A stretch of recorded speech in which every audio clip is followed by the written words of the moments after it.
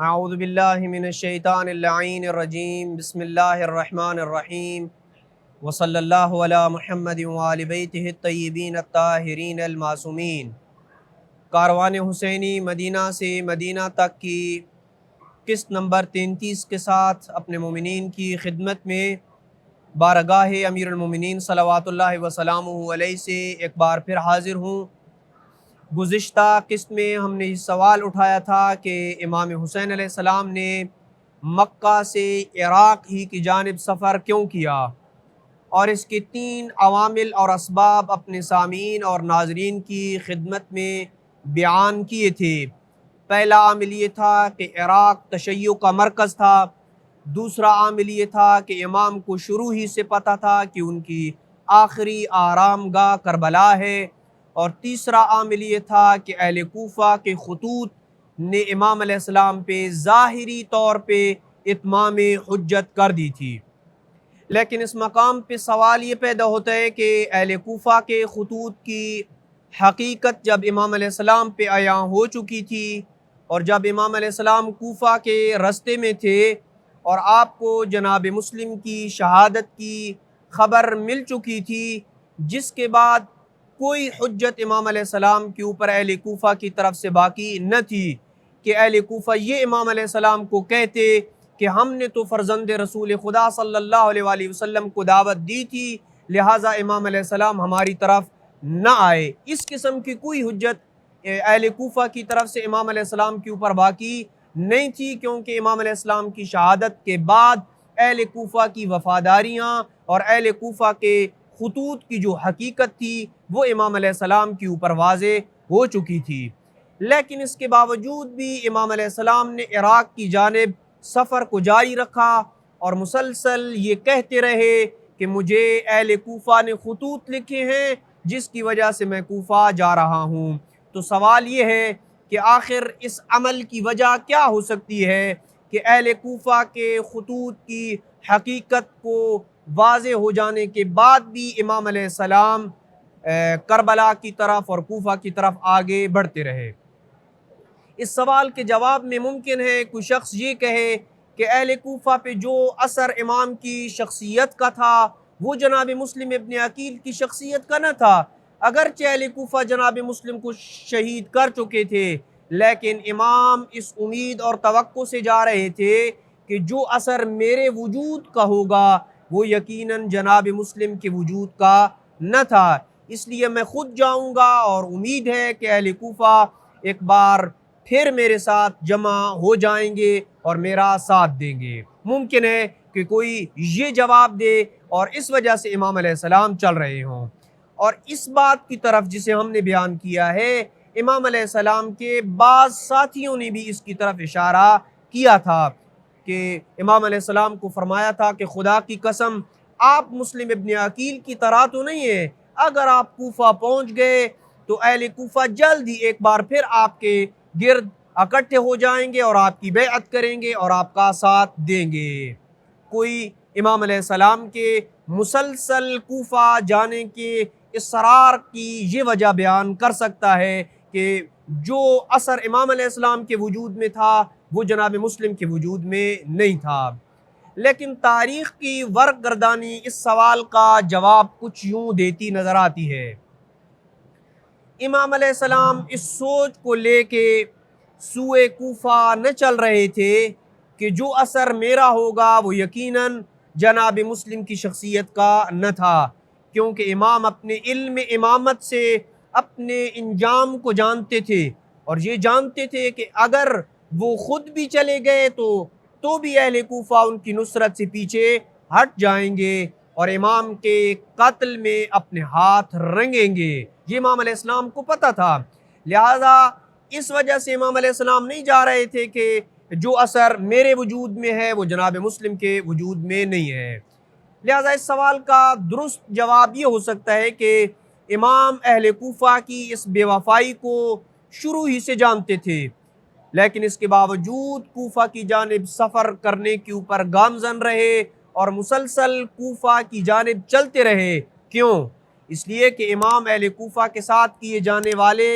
وعدے کو آخری حد تک نبھانے کی کوشش کر رہے تھے، اور قطعاً اس وجہ سے امام مسلسل کوفہ کی جانب نہیں بڑھ رہے تھے کہ ان کے خطوط کی وجہ سے امام پہ حجت تمام ہو چکی تھی۔ ان خطوط کی حقیقت تو امام شروع ہی سے جانتے تھے، اور جناب مسلم کی شہادت کے بعد تو کوئی شک و شبہ ہی نہیں تھا کہ یہ خطوط محض کھوکھلے دعووں کے سوا کچھ اور کسی قسم کی کوئی حقیقت نہیں رکھتے۔ لیکن پھر بھی امام کوفہ کی طرف اس وجہ سے چلتے رہے کہ اہل کوفہ میں سے کسی کو یہ کہنے کا موقع نہ ملے کہ حسین نے اپنا وعدہ مکمل ہی کب کیا تھا، وہ تو رستے سے ہی واپس چلے گئے تھے۔ اور یہی وہ وجہ تھی کہ جب تک ممکن تھا اور جب تک سید الشہداء کے لیے کسی قسم کی کوئی رکاوٹ نہیں تھی، جب تک حر کے لشکر نے امام کا رستہ نہ روکا، سید الشہداء کوفہ کی جانب مسلسل چلتے رہے، تاکہ کسی اہل کوفہ کو یہ اعتراض کا موقع نہ ملے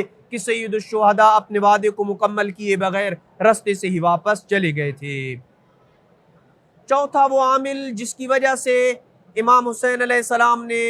مکہ سے کربلا کی طرف سفر کیا تھا، تین عوامل ہم گزشتہ قسط میں بیان کر چکے ہیں۔ چوتھا عامل یہ ہے کہ امام علیہ السلام مکہ سے کربلا کی طرف اس لیے جا رہے تھے کہ اپنے نانا رسول خدا صلی اللہ علیہ وآلہ وسلم کے حکم کو عملی جامہ پہنانے جا رہے تھے، اور اپنے نانا رسول خدا کے حکم کی تعمیل کے لیے جا رہے تھے۔ متعدد روایات اس بات کی عکاسی کرتے ہیں کہ امام کا مکہ سے عراق جانا رسول خدا صلی اللہ علیہ وآلہ وسلم کے حکم کی اطاعت کرتے ہوئے تھا۔ امام حسین علیہ السلام کو یہ خواب کے ذریعے رسول خدا نے یہ حکم دیا تھا، اور کئی مقامات پہ یہ خواب رسول خدا صلی اللہ علیہ وآلہ وسلم کو امام حسین علیہ السلام نے خواب میں دیکھا تھا۔ کئی مقامات پہ یہ خواب فرزند رسول خدا صلی اللہ علیہ وآلہ وسلم نے دیکھا، اور یہ بات واضح ہے کہ امام معصوم کا خواب سچ ہوتا ہے۔ پہلی بار مدینہ میں جب یزید کی بیعت کا انکار کیا تو اس سے اگلی رات امام حسین علیہ السلام اپنے نانا کی قبر مبارک پہ آئے، 2 رکعت نماز ادا کی، اور یہ فرمایا: اللہم ان ھذا قبر نبیک محمد وانا ابن بنت محمد۔ اے اللہ، یہ تیرے نبی محمد مصطفیٰ کی قبر ہے، اور میں محمد کی اکلوتی بیٹی کا لخت جگر حسین ہوں۔ وَقَدْ حَضَرَنِي مِنَ الْأَمْرِ مَا قَدْ عَلِمْتَ۔ اے اللہ، مجھے درپیش مسائل سے تو بخوبی آگاہ ہے، مجھے اہل مدینہ میں نہیں رہنے دیتے۔ اللہم وَإِنِّي أُحِبُّ الْمَعْرُوفَ وَأَكْرَهُ الْمُنْكَرَ۔ اے اللہ، تو جانتا ہے میں حسین نیکی کو پسند کرتا ہوں اور برائی سے نفرت کرتا ہوں۔ وَأَنَا أَسْأَلُكَ يَا ذَا الْجَلَالِ وَالْإِكْرَامِ بِحَقِّ هَذَا الْقَبْرِ وَمَنْ فِيهِ مَا اخْتَرْتَ مِنْ أَمْرِي هَذَا مَا هُوَ لَكَ رِضَا۔ اے اللہ، میں تجھے اس قبر اور اس قبر میں مبارک وجود کا واسطہ دیتا ہوں، میرے لیے تو وہ اختیار فرما جس میں تیری رضا ہو۔ پھر فرزند فاطمہ اپنے نانا کی قبر پہ دیر تک روتے رہے، اور جب صبح کی روشنی نمودار ہوئی تو سر اقدس نانا کی قبر پہ رکھا۔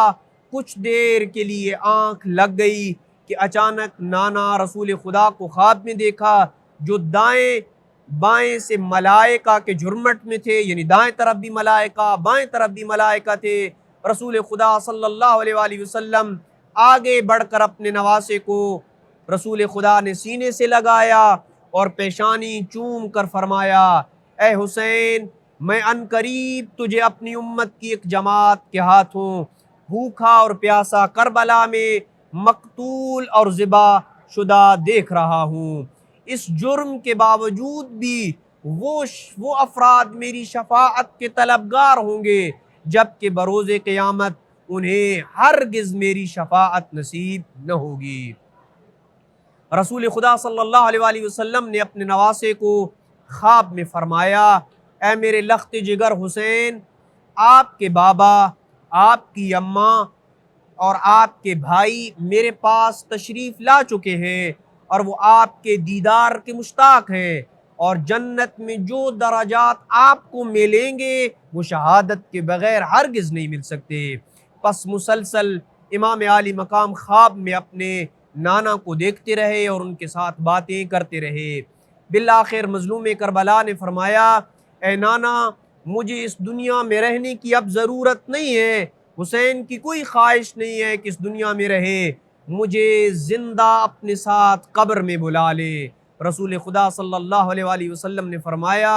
اے حسین، تجھے مقام شہادت پانے کے لیے ایک بار ضرور دنیا میں جانا ہے، اور آپ کے لیے شہادت میں جو اجر پوشیدہ ہے اسے آپ نے شہادت ہی کے ذریعے حاصل کرنا ہے۔ اور پھر متعدد مقام پہ، رستوں کی منزلوں پہ امام علیہ السلام نانا کو خواب میں دیکھتے رہے، اور جن لوگوں نے امام علیہ السلام کو کربلا نہ جانے کا مشورہ دیا تھا انہیں فرزند رسول خدا نے یہی جواب دیا تھا کہ میں نے نانا رسول خدا صلی اللہ علیہ وآلہ وسلم کو خواب میں دیکھا ہے اور میں ان کے حکم کی تعمیل کے لیے کربلا نکل رہا ہوں۔ یہی وہ اسباب ہیں جن کی وجہ سے امام علیہ السلام نے مکہ سے عراق کی جانب سفر کیا اور دنیا میں کسی اور جانب امام علیہ السلام نے کربلا کے علاوہ رخ نہ کیا۔ اسی سلسلے کی مزید گفتگو انشاءاللہ اگلی قسط میں بیان کی جائے گی۔ وصلی اللہ علی محمد وآل بیتہ الطیبین الطاہرین المعصومین۔